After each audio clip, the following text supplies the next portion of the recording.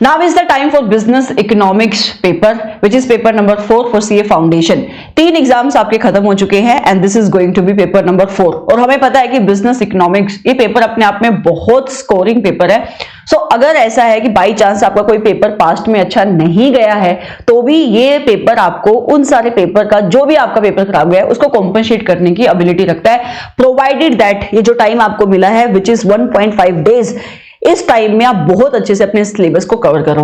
लेकिन यहाँ पे आपको इश्यू क्या आता है, क्योंकि अपना थ्योरी का पेपर है, कंटेंट काफी सारा है, काफी सारा थ्योरी है जो मुझे रिवाइज करना है, तो मैं कौन से चैप्टर को किस टाइम पे पिकअप करूं, किस तरीके से मुझे पढ़ना चाहिए, वो टाइम टेबल कोई मुझे दे दे तो हो जाएगा। सो बेटा in this video I am going to give you that time table only. और इस टाइम टेबल में अच्छी बात यह है कि इसके अंदर एक वार्म अप सेशन भी कवर किया गया है और पूरा टाइम टेबल अगर आप बिल्कुल सेम फॉलो करते हो ना, या इससे कम टाइम में आप खत्म कर पाओगे तो एग्जाम वाले दिन पे भी आपके पास बहुत टाइम है कि आप और भी चीजें इसके अंदर इनकॉर्पोरेट कर सकते हो, राइट। चलो सो ये जो टाइम टेबल है, ये टाइम टेबल बेसिकली शुरू किस दिन से होगा, जिस दिन आप पेपर देकर आओगे अपना क्वेंट का, उसी दिन से ही ये अब टाइम टेबल अपने को फॉलो करना है।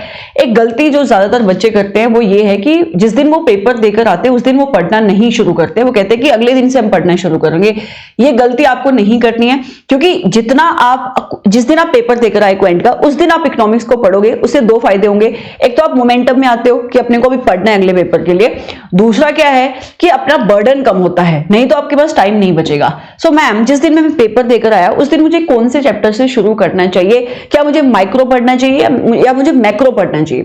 तो जिस दिन आप पेपर देकर आए उस दिन आपको ना इंडियन इकोनॉमिक्स उठाना है। मैम ये तो बहुत ही अनयूजुअल टॉपिक है, इंडियन इकोनॉमिक्स तो हमें बाद में नहीं पिकअप करना चाहिए। नहीं, इसका रीजन है बेटा क्योंकि ये थ्योरेटिकल है और हमें पता है कि इंडियन इकोनॉमिक्स पढ़ने में हमें कितना एफर्ट बांटना पड़ता है, मतलब हमें अच्छा नहीं लगता ये पर्टिकुलर टॉपिक पढ़ना, बहुत सारी पॉलिसीज यहाँ पे अपने को पढ़नी है, राइट। सो यहाँ पे जो जो चीजें इंपॉर्टेंट है एग्जाम के पर्सपेक्टिव से उन चीजों को ध्यान में रखते हुए सबसे पहला टॉपिक जो आपको सबसे बोरिंग लगता है विच इज इंडियन इकोनॉमिक्स, ये पिकअप करना है, क्योंकि चैप्टर ना ये पूरा टॉपिक अपने आप में 10 नंबर की वेटेज होल्ड करता है एग्जाम में।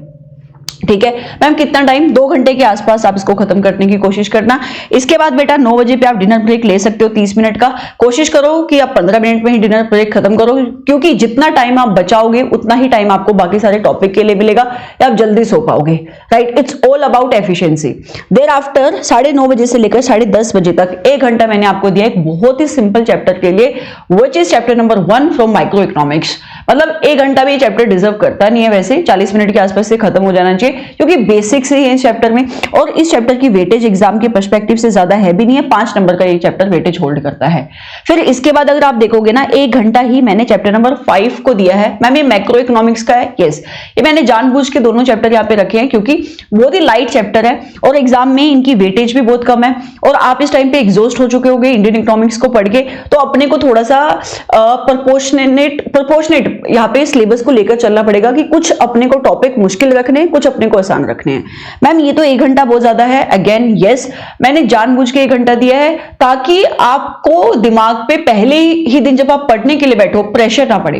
बट आपको कोशिश करनी है कि अगर आपको बिजनेस साइकिल बहुत आसान चैप्टर है, बहुत अच्छे से आता है, कम टाइम में आप इसको खत्म कर सकते हो, 30 मिनट 35 मिनट में आप इसको रिवाइज करके खत्म करो, राइट। इसके बाद अगर आप बात करोगे देर आफ्टर बेटा 1 घंटा और अपने को पढ़ना है 11:30 बजे से लेकर 12:30 बजे तक का, और ये मैंने जानबूझ के टॉपिक यहाँ पे इनकॉर्पोरेट किया है। मैं चाहती तो इसको अगले दिन पे लेके जा सकती थी तो भी मेरे पास इनफ टाइम होता, बट मैंने जानबूझ के एक नया टॉपिक आपको 22 तारीख को ही शुरू करना है। इससे क्या होगा, आपका ना मोमेंटम बनता है अगले दिन पढ़ने का, क्योंकि जब आप अगले दिन उठोगे ना सुबह तो आपका पढ़ने का मन नहीं करेगा, ये बहुत ही यूजुअल होता है, राइट।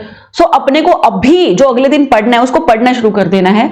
और मैंने यहाँ पे बहुत अच्छा चैप्टर रखा है, आपका फेवरेट चैप्टर है ये, न्यूमेरिकल क्वेश्चंस आपको यहाँ पे देकर जाने, theory of demand and supply की बात कर रही हूँ, 10 नंबर का चैप्टर ये वेटेज होल्ड करता है, ये माइक्रो इकोनॉमिक में बहुत इंपॉर्टेंट चैप्टर है, ठीक है। और 1 घंटा आप यहाँ पे पढ़ोगे एंड जो अगला दिन आएगा ना बेटा वहां पे भी आप जो पढ़ाई करना शुरू करोगे, 6:30 बजे आप पढ़ाई करना शुरू करोगे, यहाँ पे भी आप सबसे पहला चैप्टर जो कौन सा पिकअप करोगे वही वाला चैप्टर आप कॉन्ट्रीब्यूशन में लेकर जाओगे। 1.5 घंटा आपको चैप्टर और पढ़ना है। मैम अगर मैं इस चैप्टर को 2 घंटे में खत्म कर सकती हूँ तो वो आपका ही टाइम बचेगा, ठीक है। तो आपको 6 बजे उठना है, 30 मिनट में आप फ्रेशन अप वगैरह होना और 6:30 बजे से आपको पढ़ना शुरू करना है एंड बेटा 8 बजे तक आप डिमांड एंड सप्लाई वाला चैप्टर खत्म कर दोगे। उसके बाद एक बहुत बहुत इंपॉर्टेंट चैप्टर आप पिकअप करोगे एंड ये टाइम कंज्यूमिंग चैप्टर है and that is chapter number 3 production and cost, theory of production and cost. Again a very important chapter, 10 number की वेटेज ये चैप्टर होल्ड करता है बेटा। 2 घंटे मैंने इसको दिया है, राइट, एंड 8 बजे से लेकर 10 बजे तक आप ये पढ़ोगे। इसके बाद आपको ब्रेकफास्ट करना है। मैंने यहाँ पे 15 मिनट दिया है, आप चाहो तो 10 मिनट में खत्म कर सकते हो, 5 मिनट का आप ब्रेक ले सकते हो अपने लिए। आप नैप ऐसे आप अपनी आंखें बंद करके रिलैक्स कर सकते हो। और मैं आपको एक चीज बताती हूँ, जब आप ये पढ़ रहे होते हो ना 1.5 डेज, अभी तक तो आपको पता लग गया होगा, आपको ना ब्रीदिंग एक्सरसाइज करनी चाहिए कि एक चैप्टर आपने खत्म किया तो 2 मिनट का आपने ब्रेक लिया और ब्रीदिंग एक्सरसाइज किया, इनहेल एंड एक्सहेल। उससे बहुत ज्यादा दिमाग के ऊपर जो प्रेशर होता है ना वो रिलीज होता है, फटीग बन जाती है पढ़ के, वो फटीग आपकी रिलीज होगी, ठीक है। इसके बाद बेटा 10-15 से लेकर आपको 3 घंटे का स्लॉट मारना है एक बहुत ही इंपॉर्टेंट चैप्टर के लिए जो 15 मार्क्स की वेटेज होल्ड करता है and that is chapter number 4 price determination. बच्चों को चैप्टर अच्छा लगता है ना, बट ये अपने को टाइम कंज्यूमिंग चैप्टर है और वेटेज एग्जाम में इसकी ज्यादा है, तो 3 घंटे मैंने इसको दिए हैं। इसके बाद आप एक चैप्टर शुरू करोगे मैक्रो इकोनॉमिक्स का, which is national income. Again a very very important chapter, 15 marks की ये चैप्टर वेटेज होल्ड करता है, लेकिन मैंने 3 घंटे को 2 स्लॉट में डिवाइड कर दिया नेशनल इनकम का, क्योंकि नेशनल इनकम बड़ा है, आप ना बहुत बोर हो जाते हो। तो 2 यूनिट है नेशनल इनकम के अंदर। यूनिट नंबर 1 आप ब्रेक से पहले करोगे, यूनिट नंबर 2 आप ब्रेक के बाद करोगे। तो यहाँ पे 1.5 घंटा ब्रेक से पहले पढ़ोगे, उसके बाद आप लंच ब्रेक लोगे and thereafter chapter number 6 again जो यूनिट नंबर 2 है या आपका जितना भी पोर्शन बचा हुआ है वो ब्रेक के बाद आप दोबारा से पढ़ोगे। सो दैट मीन्स 2:45 से आपको पढ़ना शुरू करना है। ओके, 1.5 घंटे तक आप पढ़ोगे तो ऐसे 4:15 हो जाएंगे बेटा। एंड फिर आप एक बहुत ही छोटा सा आसान चैप्टर जो मुझे लगता है वो उठाओगे, which is chapter number 8 money market.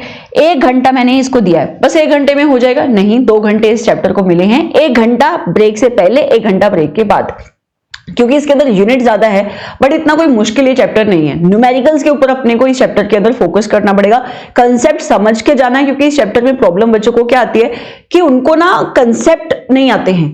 सो इस वजह से वो एमसीक्यू इस चैप्टर के स्पेसिफिकली क्रैक नहीं कर पाते हैं, ठीक है। फिर इसके बाद मैंने थोड़ा सा 1 घंटा पढ़ने के बाद एक स्नैक का ब्रेक रखा है 15 मिनट का। आप चाहो तो इसको इग्नोर कर सकते हो, ये आपकी कैपेसिटी के ऊपर है।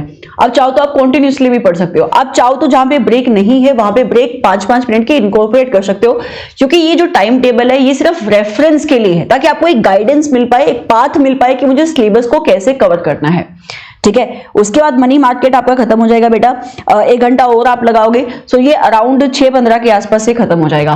फिर इसके बाद आप पब्लिक फाइनेंस को पिकअप करोगे, चैप्टर नंबर 7। थ्योरी का चैप्टर है, अच्छी बात यह है कि थ्योरी का है, इतना कंसेप्चुअल नहीं है बट लेंथी चैप्टर है, 3 घंटे ही आपका कंज्यूम करेगा। सो दैट मींस अब आपको एट अ स्ट्रेच बैठ के 6:15 से लेकर या 6:30 से लेकर 9:30 बजे तक या 6:15 से लेकर 9:15 तक जैसा भी आपका रहता है पब्लिक फाइनेंस खत्म करना है। उसके बाद आप डिनर ब्रेक लोगे 15 मिनट का, राइट, एंड देयर आफ्टर आप इंटरनेशनल ट्रेड खत्म करके सोओगे।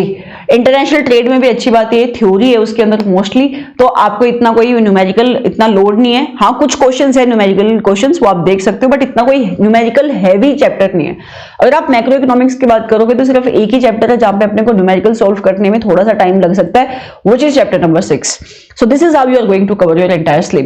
और जिस दिन आपका पेपर होगा बेटा उस दिन आप मुझे सुबह मिलोगे वार्म अप सेशन के अंदर 7 बजे सुबह, एंड यहाँ पे हम मैक्रो इकोनॉमिक्स के क्वेश्चंस टेकअप करेंगे, मोस्ट इंपोर्टेंट क्वेश्चन। ये सेशन 1 घंटे का रहेगा, सो दैट मीन 7 बजे से लेकर 8 बजे तक आप मेरे साथ रहोगे। उसके बाद आप अपने एग्जाम के लिए रेडी हो सकते हो, एंड उसके बाद भी रेडी होने में तो आपको आधा घंटा लगेगा, नहीं तो 1 घंटा मैक्सिमम लगेगा, राइट। उसके बाद भी आपका पेपर तो 2 बजे है ना, तो आपके पास अभी भी टाइम बचा हुआ है। सो बाई चांस अगर कोई ऐसा टॉपिक है जो आधा अधूरा रह गया, कोई क्वेश्चन है जो आपने नहीं देखे, कोई फॉर्मूला जो आपको रिवाइज करने हैं, फिर उसके बाद वो सारी चीजें आप रिवाइज कर सकते हो। समझ में आया आपको? सो ये जो स्ट्रेटजी है, ये जो टाइम टेबल है, इसको अपने सामने रखने का और एक इसके अकॉर्डिंग आप इसको फॉलो करने की कोशिश करना। गोल मेरा ये है कि इतने टाइम के अंदर चीजें खत्म होनी चाहिए, लेकिन मैं आपको बोल देती हूँ कि अगर कहीं पे मैंने 2 घंटे लिखे हुए हैं और आपके 2.5 घंटे लगते तो अपने को पैनिक नहीं होना है, क्योंकि मैंने बोला है आने वाले चैप्टर में आप उसको कॉम्पेंसेट कर लोगे, और नहीं तो मेरे पास एनीवेज टाइम बचा हुआ है। अगर इसको फॉलो करके आपने 90% 95% सिलेबस भी टच कर लिया तो भी आप बहुत अच्छे मार्क्स लेकर आ सकते हो। So all the very very best, बहुत अच्छे से आप अपना पेपर लिखना। Thank you so much.